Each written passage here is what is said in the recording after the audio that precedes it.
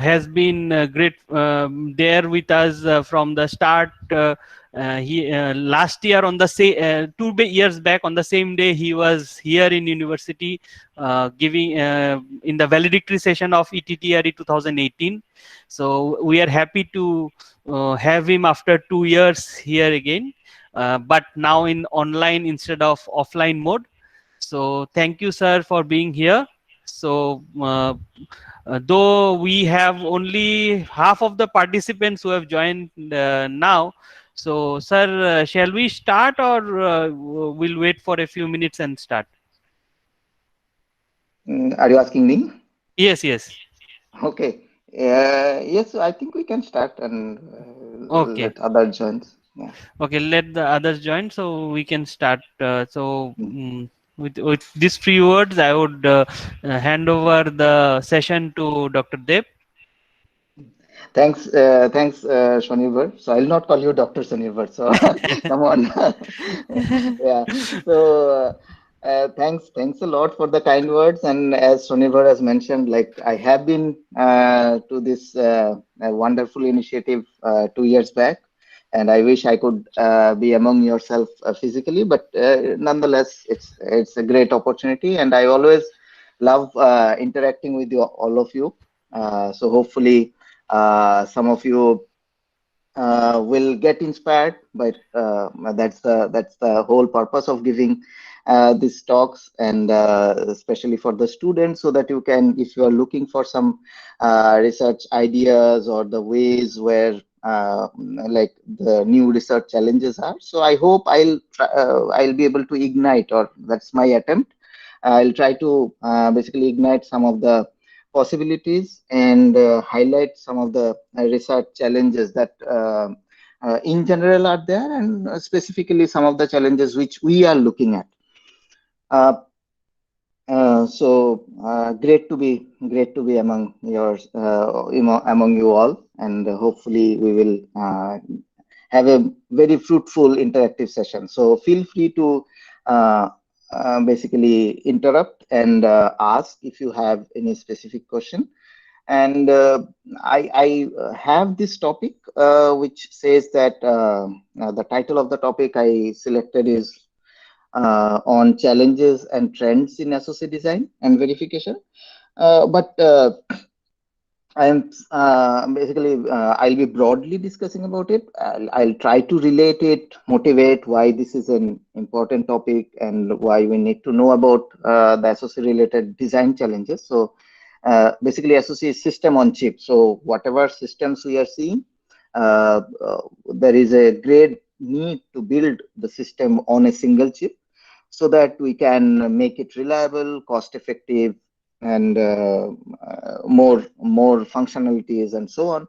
But there are quite a few challenges, and especially as a country, maybe we are not doing as well as we should have in terms of hardware. And since we see that there is a lot of push on this aspect from the government, and there are quite a few initiatives I'll also mention whenever possible, where you can also participate. There are student challenges. There is and a lot of resources given the time and age we are in.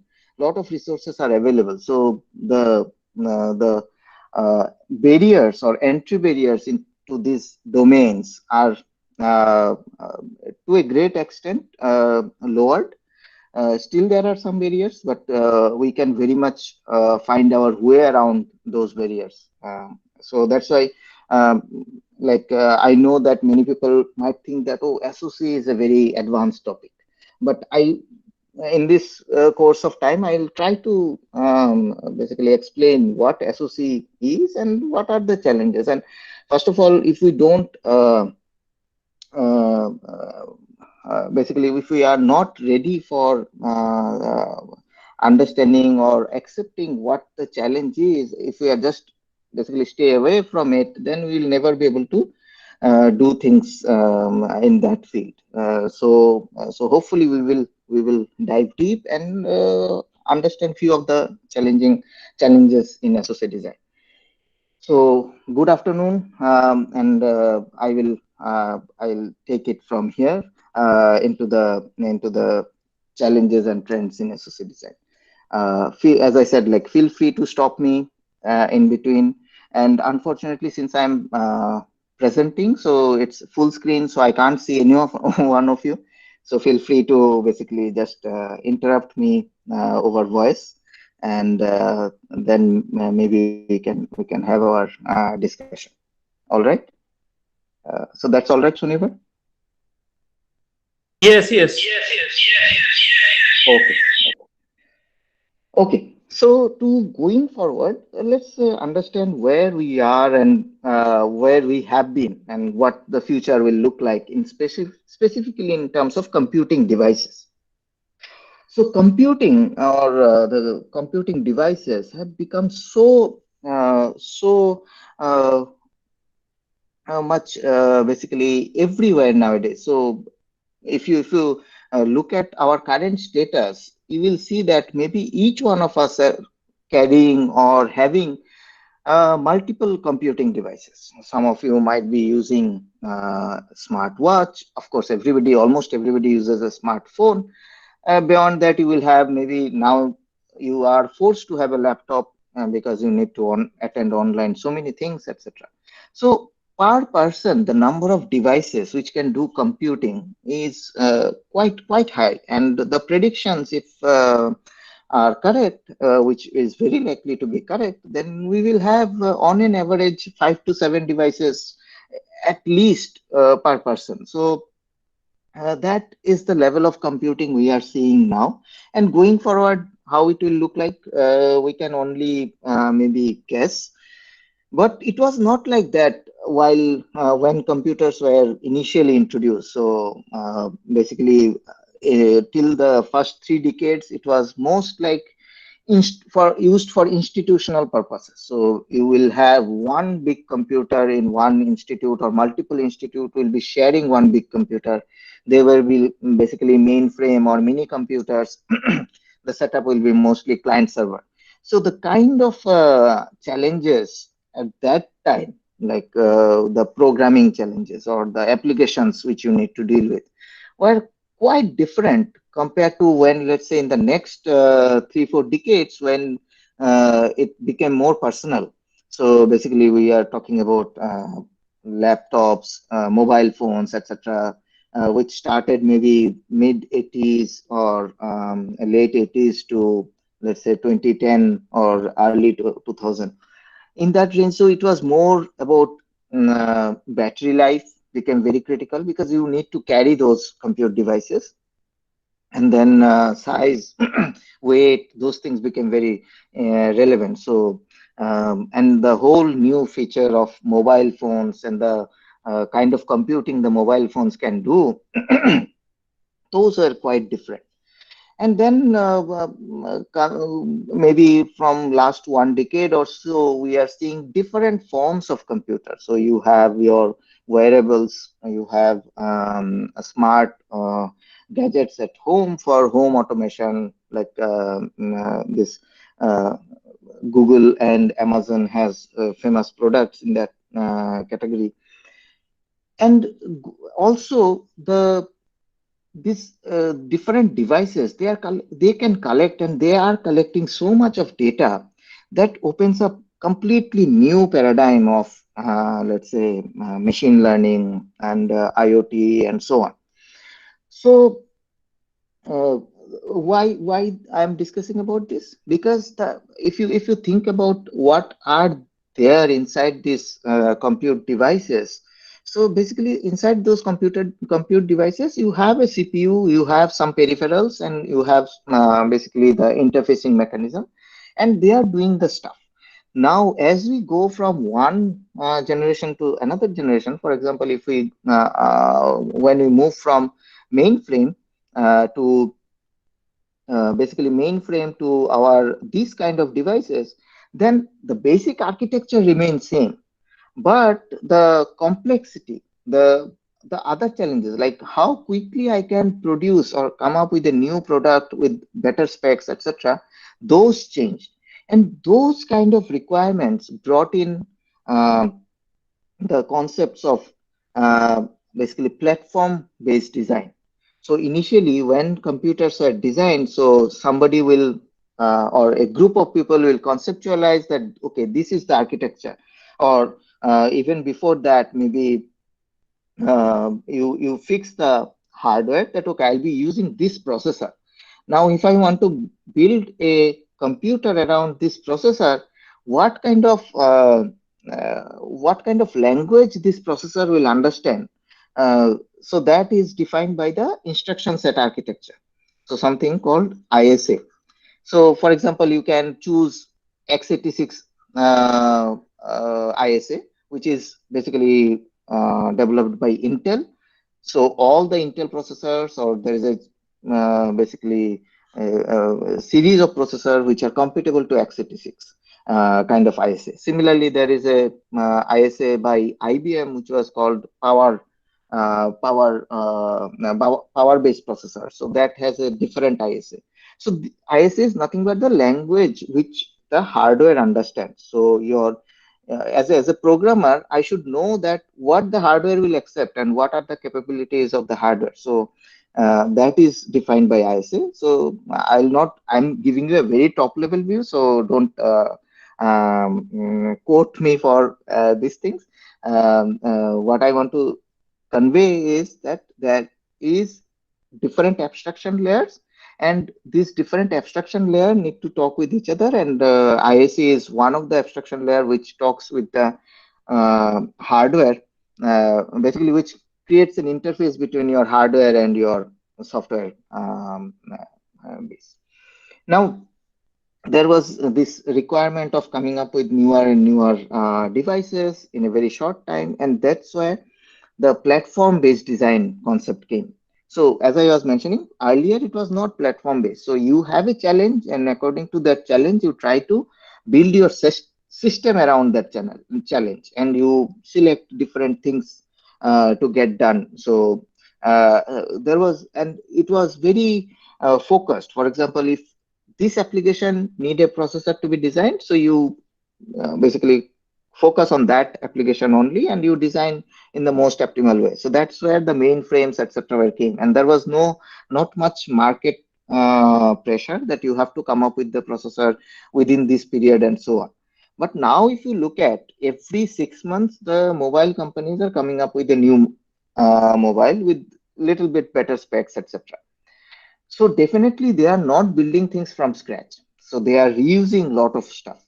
They are using something called platform-based design. So I have a platform, and basically I am plugging things in that platform, and then this allows me to quickly assemble my design, and then maybe verify thoroughly, and then go ahead and fabricate it and test it.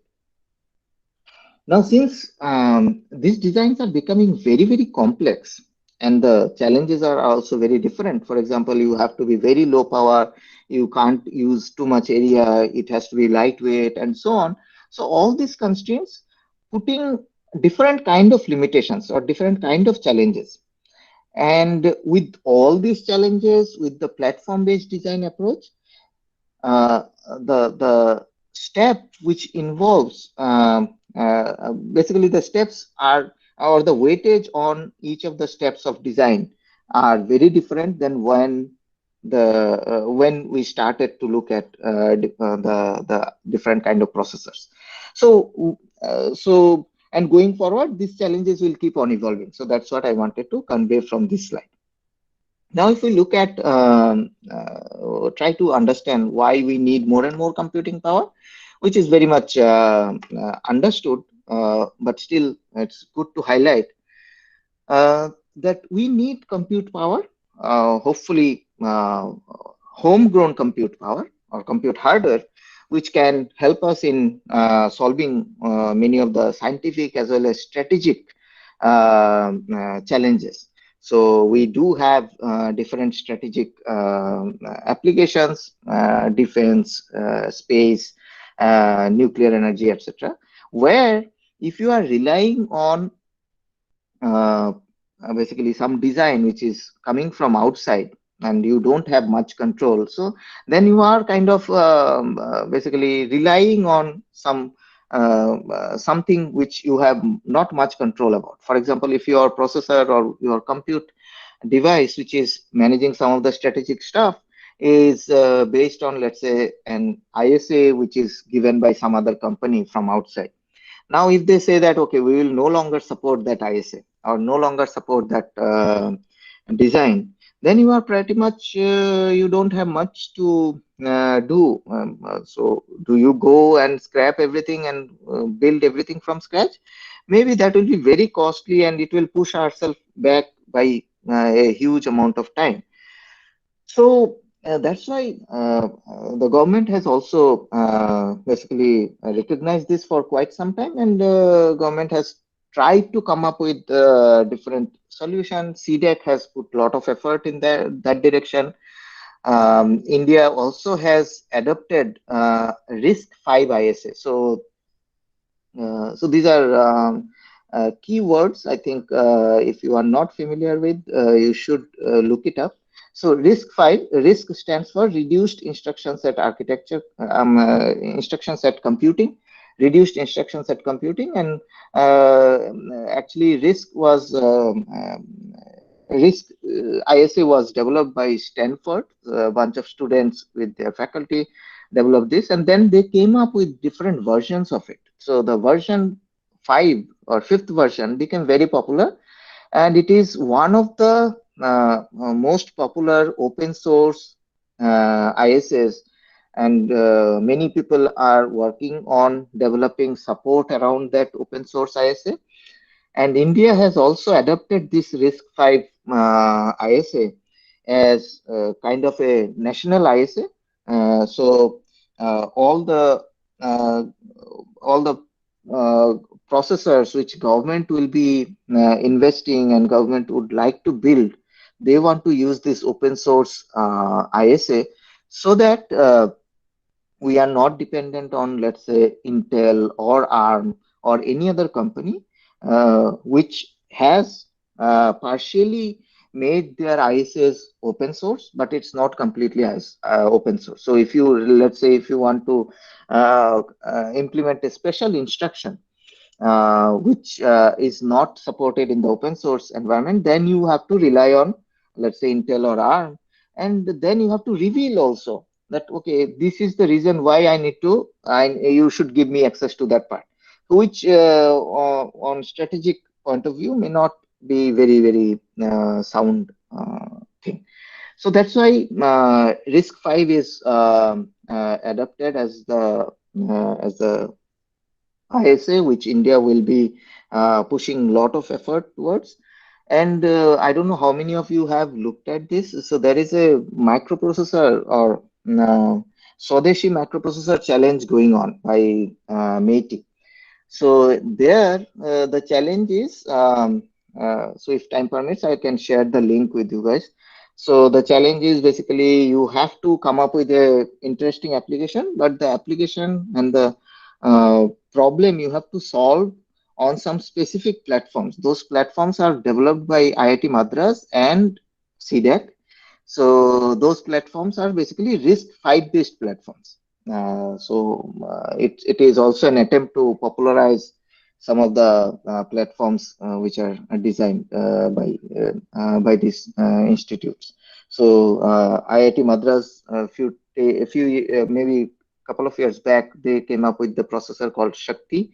So it's a RISC-V based processor which can compete with many of the commercially available processors. But of course, we have to develop all the other peripherals, all the support systems which will be required to build around those processors to make it really easily programmable, easily basically adapted towards different kind of applications. So we need more and more computing power, and there is a huge importance to basically have the throughout understanding of the processor design, the architecture, the whatever goes inside a computing device.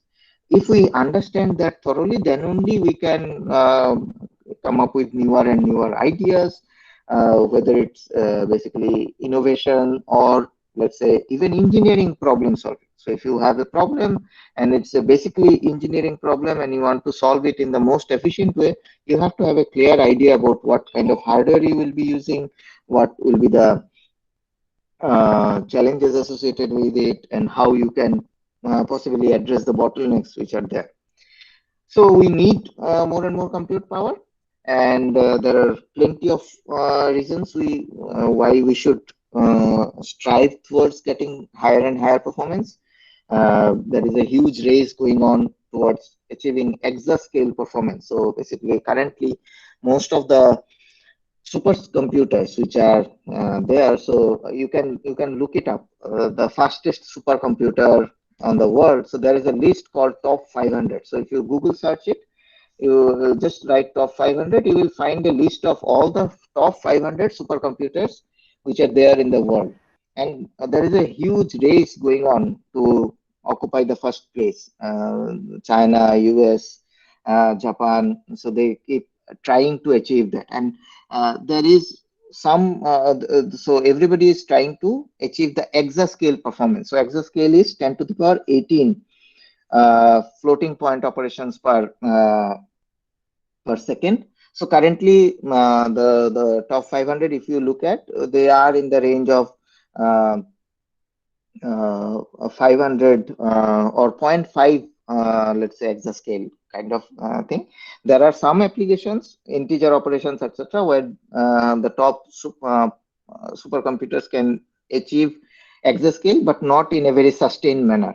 So people are working, and you can imagine that whoever achieves that goal first, they will have huge strategic advantage, because whatever let's say security code, etc., you might have built, if you have a exascale processor compared to your rival who has, let's say, only 10 to the power 15 kind of performance, then you have a 1,000 times faster processor, and you can break their code maybe 1,000 times faster. So that's all the game is about. So all the strategic things, so who can break whose code faster and so on, apart from other applications. So we are kind of not in that, not very prominent in that list.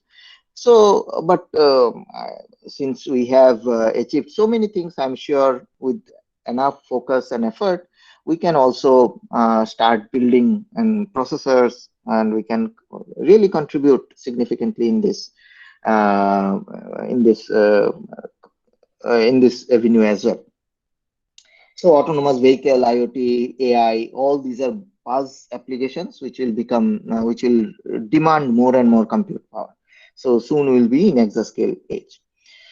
And if you closely look at it, you will see that most of your processors, even your mobile processors, are no longer a single core processor. You will have multiple core processors, and those there is a reason why we have multi-core processors, because uh, the performance you can achieve using a single core processor is limited by the kind of heat or the power dissipation the current process technologies can handle. So the single core processors, if you want to have higher and higher performance, the only way to achieve that is basically you increase the frequency of operation. So basically, there is a clock supplied to all the processors. So this clock speed is, if you increase that clock speed, then you can switch faster and faster, and you can achieve higher performance. But that clock speed also directly tells you that how much heat you will generate or how much power you will dissipate. So since you have shrink your processor so much, and you are consuming so much power, then the heat dissipation becomes an issue. And there are a lot of interesting studies which shows that if you run something faster than this particular rate, then the heat will be so much that maybe the chip will melt and so on. So so this was a huge problem in late 2000, basically late 1990s. And then people famously termed this problem as a power wall. So as if there is a wall, and this wall is primarily because of the power dissipation requirements, and there was no way we could cross that wall. So then researchers worked up some different way outs, and they said that, okay, I need more and more performance for a different reason, but I can't get it from one processor. So how about inside the same processor, I have multiple processing cores, and each of the core basically operate at a lower speed, but simultaneously they operate. So instead of a single processor operating at, let's say, frequency of f, to achieve your desired performance, you have now two processors, each of them operating at f by 2, and trying to get a similar performance as what the single processor operating at f frequency would have achieved. Now, that's in a nutshell what is multi-core, and this concept actually worked. And we see that's why there are many processors which are coming up with many number of cores, and going forward, this number of cores will increase further. That's the prediction. So there is a company called Tylera, and now it has been bought by EasyChip. This manufactures this kind of multi-core chips, and the founder of that company, Professor Anant Agarwal, he is an MIT prof.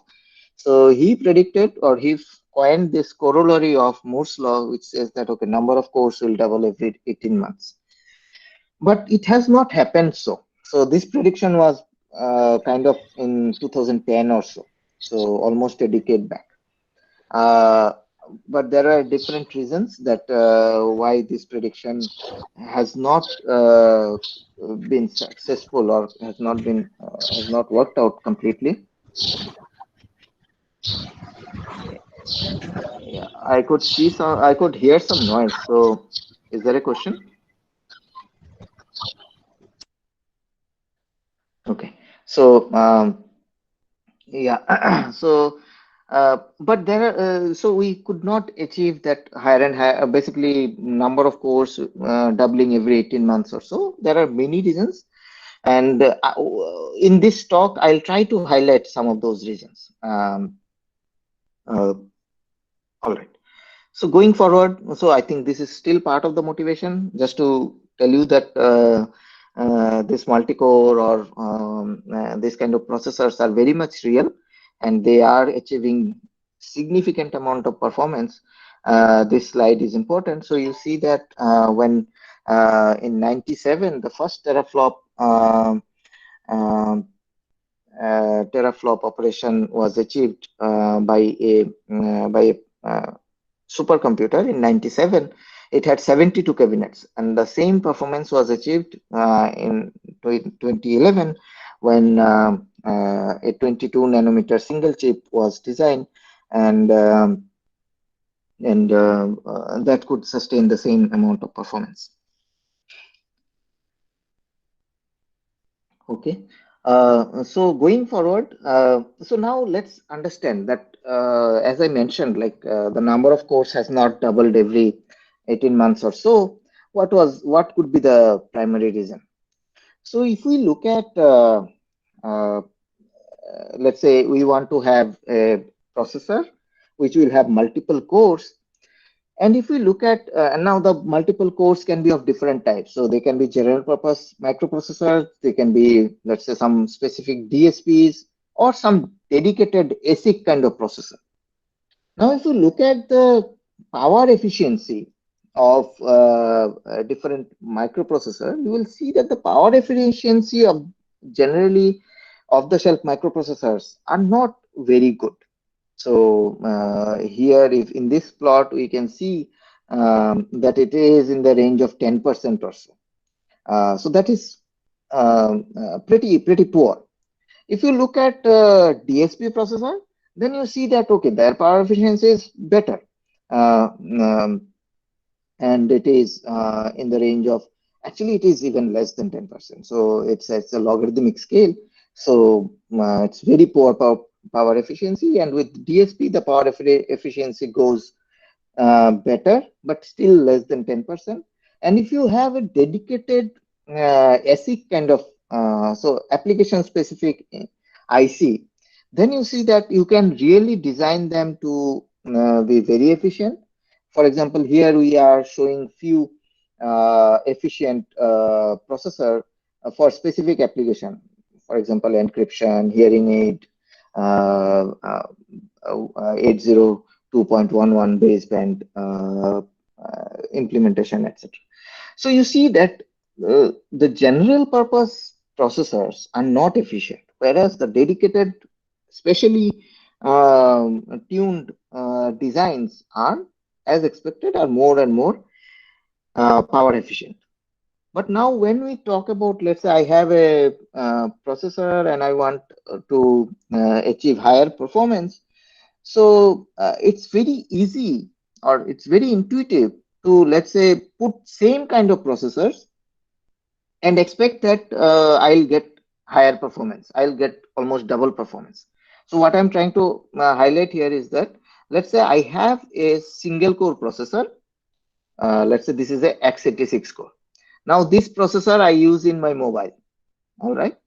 So tomorrow I need a faster mobile. So I'm saying that, okay, since technology allows me to put two x86 cores in the same area, maybe at the same cost.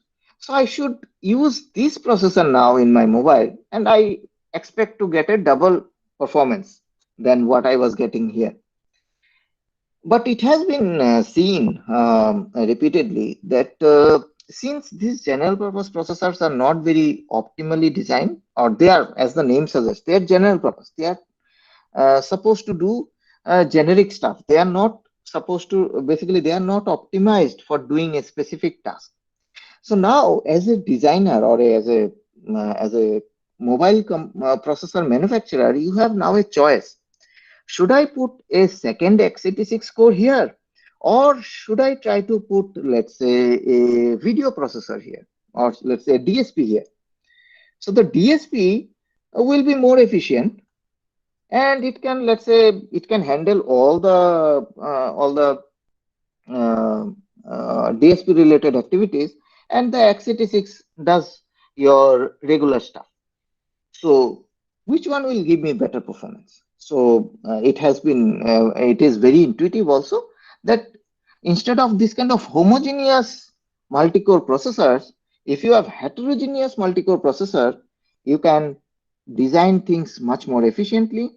You have more power efficiency, which is one of the biggest requirements of this kind of designs.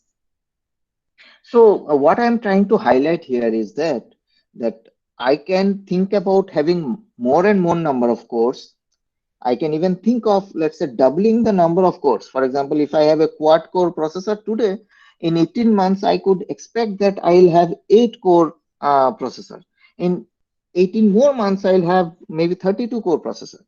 But like from this discussion, the takeaway message is that if I just blindly multiply the number of processors, same kind of processor, then I may not get the desired performance, because they will have their own overheads, and they are not specifically designed to take up any specific task. Rather than this approach, if I have a heterogeneous processor architecture where I have few CPUs, few GPUs, few FPGAs, few DSPs, few ASICs, then maybe I'll get better and better performance. But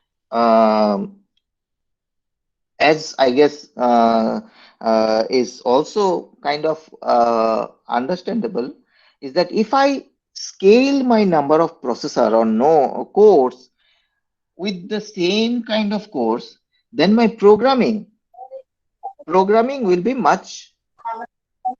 Is there a question? So my programming will be much easier. Because now, let's say if I have a processor with four cores which are identical, then as the task comes, I can offload that task to any of these cores. Basically, as a programmer, I don't have to the compiler. So what will happen when you try to push a task to this processor? The compiler will tell you that okay, this part of the task has to be executed here, the other part of the task has to be executed here. So basically the compiler will try to find independent threads, and each of the thread will be assigned in any each of these processing elements.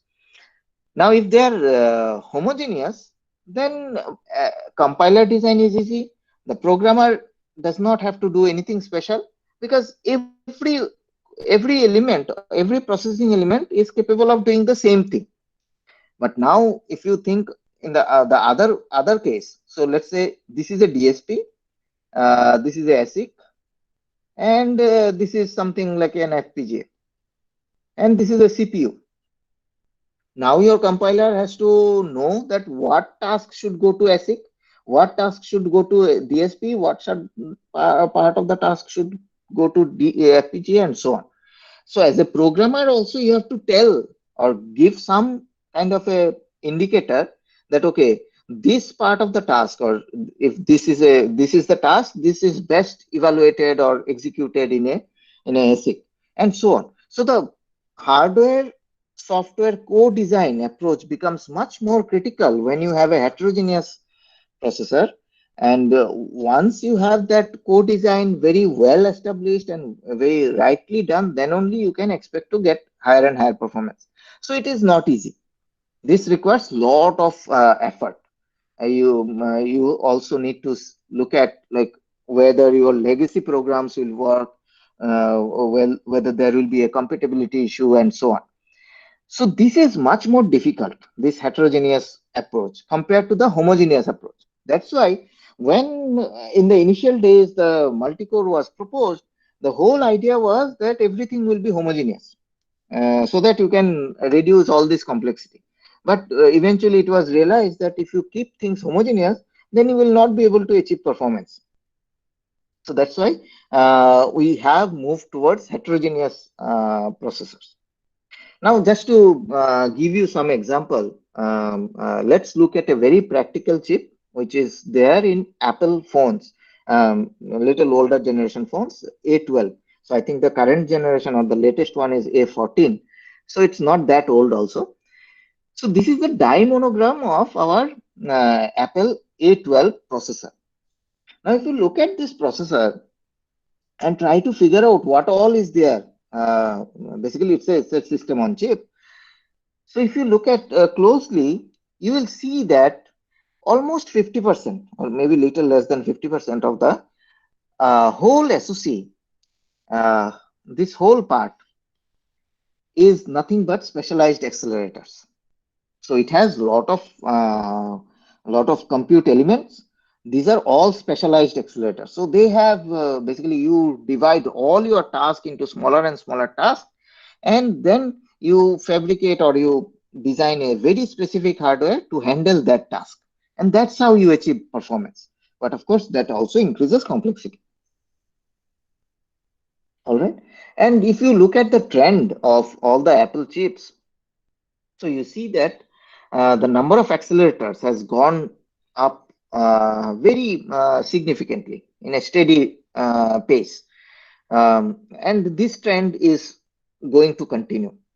Now, if this trend continues, then what are the challenges in SoC design? So I'm sure if you just look up SoC design steps, you will find hundreds of resources to go through the SoC design steps. I am trying to highlight here that one such challenge which is there in SoC design. So if I want to design an SoC which is to be efficient, which is more very likely will have lot of accelerator in that SoC. Now, if I have a accelerator rich system, or I need to design an SoC with lot of accelerators, then what are the precautions, or what are the steps, or what are the possibilities I should explore? So this is one possibility which we in our group we think is a very important or very exciting possibility. So Going forward, so this is kind of what the current SoCs look like. So the current SoCs will have multiple CPUs. So that's where your multi-core CPU part comes in. Um, then there will be GPUs.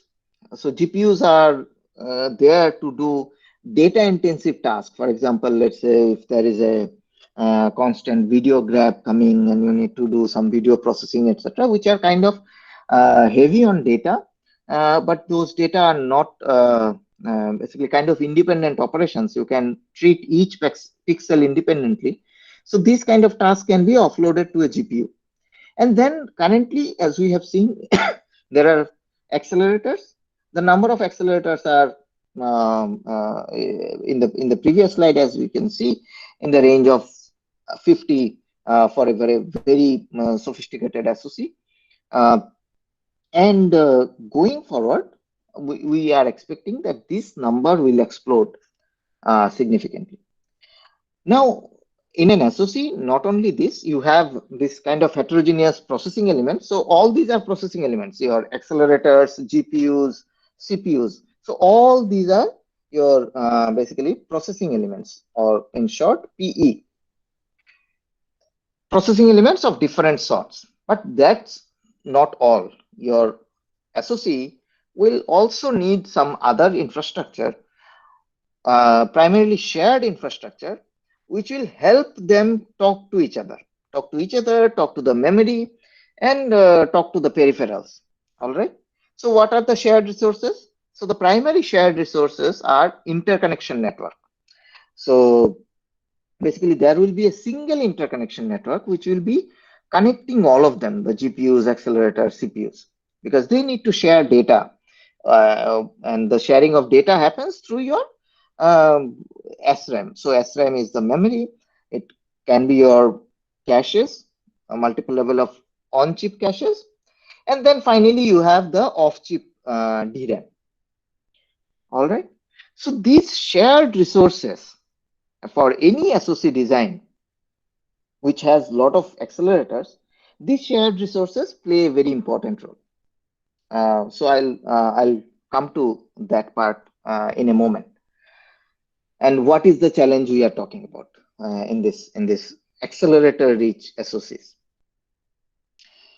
So these accelerators are generally designed by different vendors.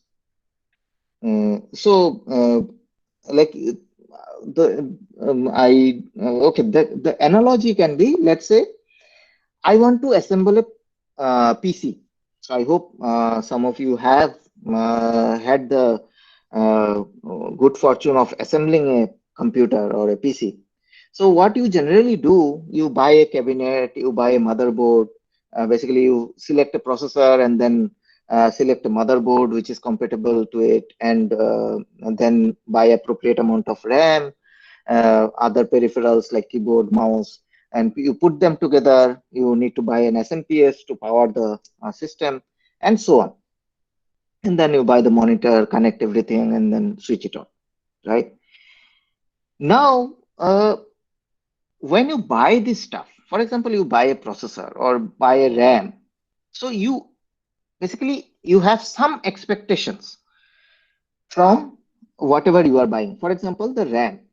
So when you buy a RAM, so you expect that, okay, these are the specs. So the RAM will have this capacity, it will have this read write speed and so on. And it will go into this kind of a connector, generally these PCI slots, right? Uh, now, similarly, when I designed an SoC, so I will be buying these accelerators. So accelerators are they can come in different forms. So let's, for simplicity, we say that, okay, we don't care about the form. So the accelerator comes as a black box to me. The designer specifies that, okay, these are your IOs, input output. This is the memory requirement of your accelerator. So basically, the accelerator will possibly come with some inbuilt first level cache, may not come as well, but it will say that, okay, it requires this amount of second level cache, and so on for best performance. So accelerator I buy from third party vendor. Third party vendor mentions that, okay, among the shared mediums, primarily the memory, you should allocate this much memory to me for an adequate performance or the listed performance. Okay. Now, so that is fine. So this is your accelerator. Now you want to build this system with, let's say, 100 such accelerators. So 100 such accelerators will have their own memory budget. All right. So each of them will tell that, okay, I need this fraction of the shared resources, primarily the memory. Now, if you just blindly try to source these accelerators and put them in your design, it's very likely that you will overshoot your memory budget, because you are basically keeping or you are keeping aside a fixed amount of memory for each of the accelerators. And this is not a scalable solution if you have a lot of accelerators to deal with. So very quickly you will run into a space where you will exceed your memory budget and so on. Now, since you don't also know the inside of what is there in the accelerator, you can't do any kind of optimization. You can't say that, okay, though the specification says that this much memory is required, I can't blindly just cut that memory part. This might affect your performance. So what is the way out?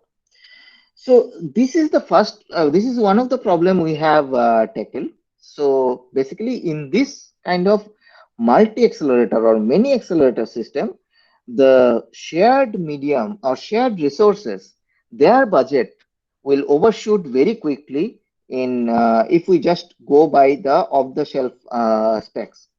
So is there a way to basically look at what all accelerators are coming together, and can I share among themselves some of the resources? And without compromising performance, can I basically reduce my budget, area budget, and so on? So this is one of the interesting work which we are evaluating. And I'm giving you a very top level view. There are a lot of things, lot of nitty gritty, lot of details, which I am not highlighting here. So again, so maybe I'll not follow the outline part very thoroughly here. So since in the interest of time, I'll quickly go ahead and discuss about another problem. So I had few slides about SOC design steps, etc. So which you can get from any other largely available resources. So I'll skip those things, and I'll basically the requirement of SOC design and all these things which I'm skipping. So I'll just highlight one more interesting aspect. So one aspect is multi-accelerator. So SOCs will be with multiple accelerators, and going forward, you want those multi-accelerator system to be optimally designed. And to optimally design them, you have to look at the shared resources and how you can optimally share among different accelerators or share among these heterogeneous systems, so that you can achieve your performance without wasting or without burning uh, too much of overhead. I'll highlight one more point very quickly about this SOC design or the challenge related to SOC design. So basic, our computer architecture remains the same. You have a computing element and or processing element, and there is memory. So they need to talk to each other to basically perform any operation. So we are basically following the von Neumann architecture, where it's a stored program strategy. So basically you store your program and data in a memory location, you fetch them, decode them, execute them in the processing, and then store them back whatever you are processing into the memory. And to make it happen, you need to have a good connectivity between memory and processor. So as you build system faster and faster, you will see, and I'm sure many of you are aware of this, especially for AI related applications. One of the biggest bottleneck is how fast you can basically work on the data which you are getting, especially if you look at autonomous vehicle. So autonomous vehicle, like one very straightforward approach can be, you put some cameras around the vehicle, and you do a lot of video processing to figure out whether there is a pedestrian, whether there is a car, whether you are following the road, and so on. But the problem is, each of these, let's say you are capturing videos with a speed of, let's say, 30 frames per second, and each of the frame will have, let's say, thousands of pixels. Now you know that how much data you need to process every second, and that amount of data, whether you can communicate it to your from your memory to processor, that is the biggest bottleneck. And that's why you will see that instead of regular cameras, RGB cameras, you might see that the autonomous vehicles are using a much more expensive solution called LiDAR. So LiDAR is basically does not provide you uh, that high resolution picture as the RGB provides, but it gives you the key information, and since the amount of data is less, so processing becomes much more easier. So anyways, so now we are saying that, okay, we will have more number of processing elements, so more and more P's.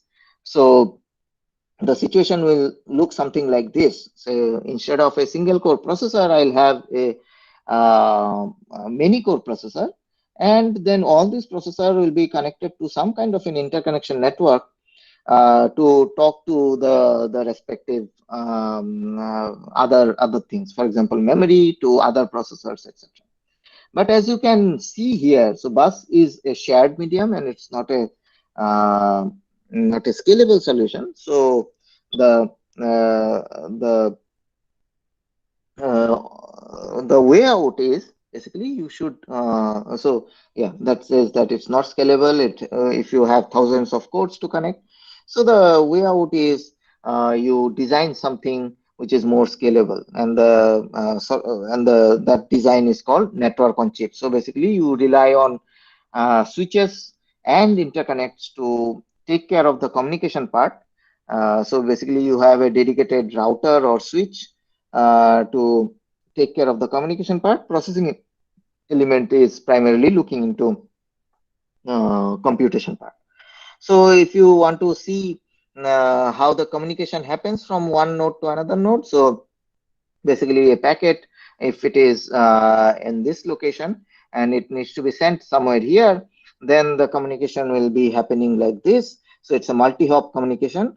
Depending on the routing protocol you decide, the packet will go in multiple hops to the destination. So this is, as you can also see from this animation, that this requires this in many cases will be a very slow process, and may not be sufficient for a very big system. And the power and performance also for these routers are significant. So one other solution which actually we in our group proposed is having on-chip wireless to maybe expedite some of this communication. So again, the same process, same packet, if it needs to move from the same source to the destination, then it can go in this way. So these are the nodes which have wireless capability, on-chip wireless capability. So packet moves from here to here and then goes via wireless medium to the destination, basically destination wireless router, and then with few more hops it reaches the destination. So this is a much faster way of communicating. So now I'm talking about the other shared resource inside an NOC, which is the interconnection network. All right. So now, as also another thing which is very important in SoC design is the need for correctness of your design. So as we said, like these heterogeneous systems, different third party IPs. So they are coming in. Now, how do you verify that whatever you are putting together, they will work as expected? All right. So the hardware design steps are mentioned here. So basically, you come up with specs, then you design RTL model synthesis, you get the net list, then you have the physical design and tape out, which is the silicon prototype, and then finally you release it as an end product.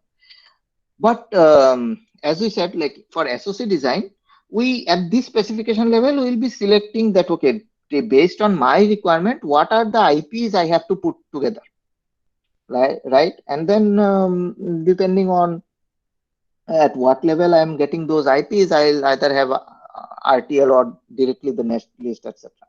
But most of the effort in SoC design now goes, almost 70% of the effort now goes in verification of your design.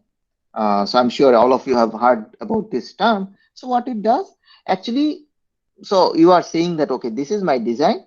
So I'll be putting this CPU, these IPs, and these peripherals, and some other things together. Now, before I go ahead and design it, I have to verify theoretically that whether everything will work seamlessly as expected. All right. So now there are many ways. There are tools to do that. There are basically you can create models for each of these different modules. Some of those modules or models are also provided by the IP provider. So sometimes you might have also heard about terms like transaction level modeling. So you create transaction level model for each of the things, and then you put together and you see for every transaction, whether or transaction of clock, whether you are getting the expected results or not. There is also a very wide field of research which is called formal verification. So basically, you through logic, formally in a very thorough manner, you mathematically and formally you verify whether everything will work as expected or not. The issue with formal verification is it's not a very scalable solution. So if you are trying to come up with the newer and newer designs very frequently, then formal verification might take significant amount of time. So with all this, you try to verify, but still the design is so complex nowadays, as we are saying, and also there's a huge pressure for coming up with your design within a very short period of time. So for all these reasons, there is a possibility that some of the bugs or some of the design decisions are not or some of the incorrect things have not been captured in this verification process. So, and this can happen at different levels. So basically, you can have a intentional or unintentional bug introduced at each of these design levels, and to basically so that you ultimately when your silicon prototype comes, they do not have any kind of bug. You need to make that sure before you try to basically sell your chip outside the market. You have to be very sure that your chip is working as expected, and that's where a step called post silicon validation comes. So once your silicon is out, you need to quickly test the functionality of all your peripherals, all your modules, and basically we have an interesting idea to make this post silicon validation more efficient. So I would encourage you guys to, and this again, just to reiterate, this becomes even more important for these heterogeneous complex SoCs. So we have discussed some of the solutions, how we can make this post silicon debug more efficient.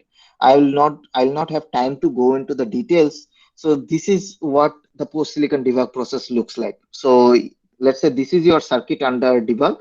So basically your silicon prototype.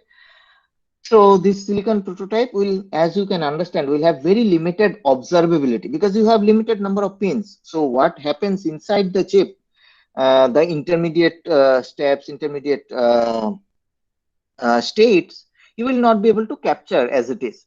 So to capture that, you have to have some kind of design for debug structures. So these structures are generally called trace buffers, and some mechanism to basically collect those trace buffers.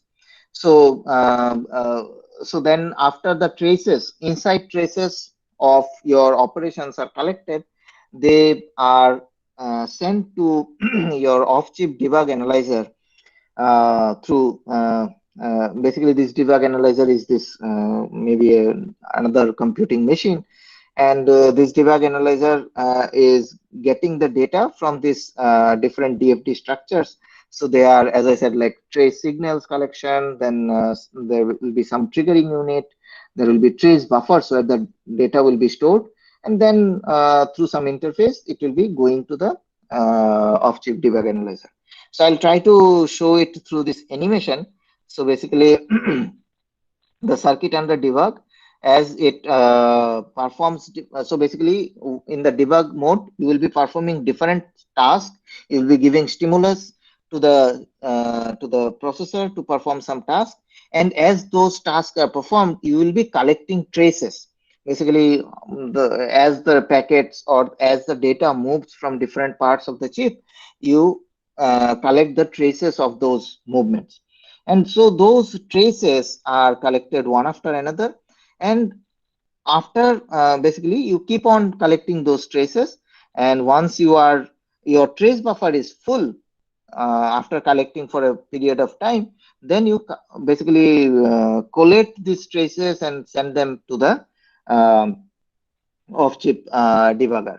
Off-chip debugger analyzes the result, and if it finds everything is fine, then it gives a go-ahead.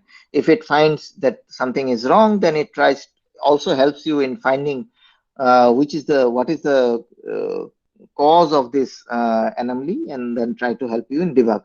And then you can go back and basically correct that mistake before you finally fabricate your chips for mass production. So this design, this debug step happens before mass production. So again, I'll not have time to go into the details of this thing. Uh, yeah, this is some of the interesting ideas about how you can uh, basically collect and send the traces through wireless medium. So this, through this animation, we are trying to again show that, okay, you might have this kind of a big chip where a lot of heterogeneous processors are there. So what you can do, the traces are collected in the debug mode, and those traces reach to the some designated hubs after, and once these hubs are full, or the trace buffers are full, these traces are sent back to or basically communicated to the off-chip debugger again through the wireless medium. So this makes the whole process very efficient, and also the efficient and fast. So this is one of the work which we have recently presented in ASP deck. Uh, so if you are interested, you can also have a look at the paper. So I'll skip all these things. So these are further details. So I think this is the paper. Okay, so this was published in VLSI Design. I think I have not included the ASP deck paper. So in the interest of time, I would like to. So this is the ASP deck paper which I have on slides, but I'll not go into the details right now. So this is the ASP deck paper. So feel free to look it up, and feel free to get in touch with us if you have any further things to discuss. So yeah, this paper actually talks about how these debug structures can be also reutilized for performance improvement. All right, so I'll stop at this point, and I'll be more interested in interacting with you. Just to recap what we discussed, so we said that, okay, SOCs are becoming more and more complex. and we need to build more and more complex SOCs to be relevant, and also to have our capability to build something in our country. And there are challenges. So and also we kind of understood that, okay, going ahead and building something which is with only homogeneous kind of processors will not be very useful. So we need to go for heterogeneous accelerator rich systems. Now when we go for those kind of designs, there are challenges about shared resources, primarily interconnect and the memory. We said that, okay, while in this kind of accelerator rich systems, we should be having some mechanism to optimize the memories among the different accelerators, so that we don't have to over budget for these things. And then we also looked at the interconnection part, and how the interconnection can be made more efficient, and also that those efficient interconnects, how they can help us in post silicon debug. So all these are connected to efficient SoC design methodology. So I'll stop here. So we only scratch maybe the surface of what all can be done. Uh, but I hope all of you will try to look it up, look at some of the publications, and then always feel free to get in touch. I am always looking for motivated students who are interested in doing, let's say, higher studies in the form of PhD or masters, or even for any research exposure. So feel free. So these are my contact information. You can get our latest information, etc., on these web links, even in the Facebook page. And feel free to basically email me. And yeah, you can even Google search. My website is also comes in Google search. So I'll stop here, and we'll love to interact for maybe a few more minutes if time is there. Thank you, sir. Thank you for a valuable presentation. And now I guess the session is open for Q&A. If anyone has any question, please you can ask. Yes, and it need not be related to the topic. Feel free to ask any other in general doubts as well.